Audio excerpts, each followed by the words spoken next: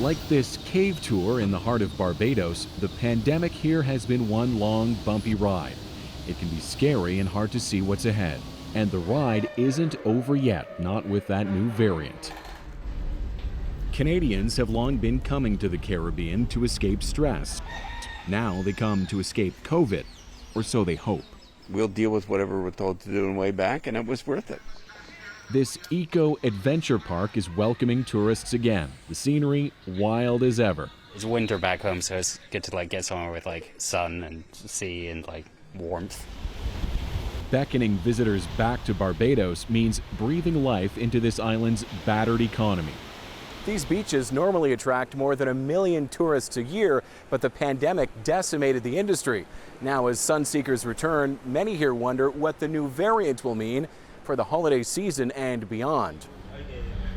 During the pandemic on this small island, Wesley Gittins saw upwards of 20 restaurants shut their doors.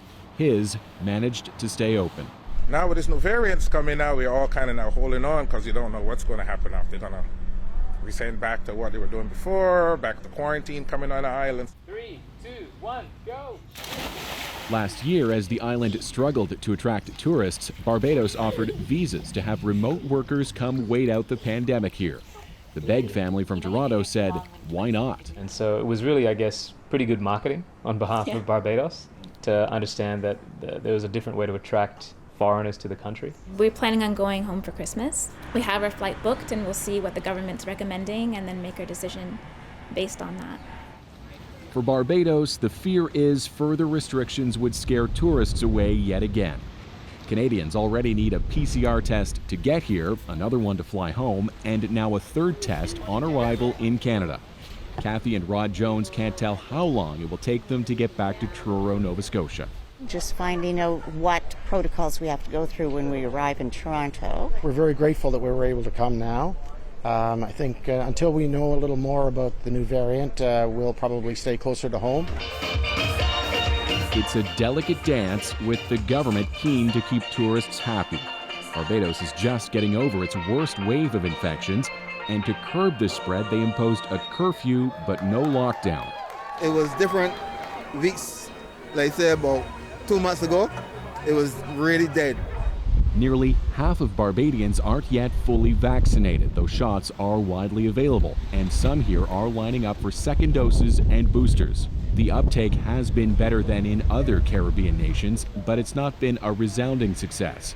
My title is COVID-19 Public Advisor. So the government hired a new pandemic point person, former journalist David Ellis. COVID has highlighted to us the fact that we are a country whose eggs are in one basket, the tourism basket. That's why it's so difficult for us to lock down this economy right now.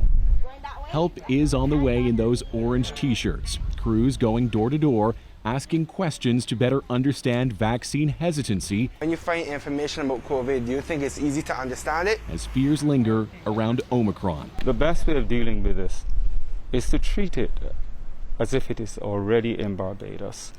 And that is why we are putting a lot more emphasis on sticking to the protocols. Mostly everyone here is wearing masks, even out in the hot sun. Hand sanitizer and temperature checks are mandatory, and they're everywhere. On this island, the decorations are up and hopes are high. The holidays are approaching, but the virus is still spreading. Thomas Dagg, CBC News, Bridgetown, Barbados.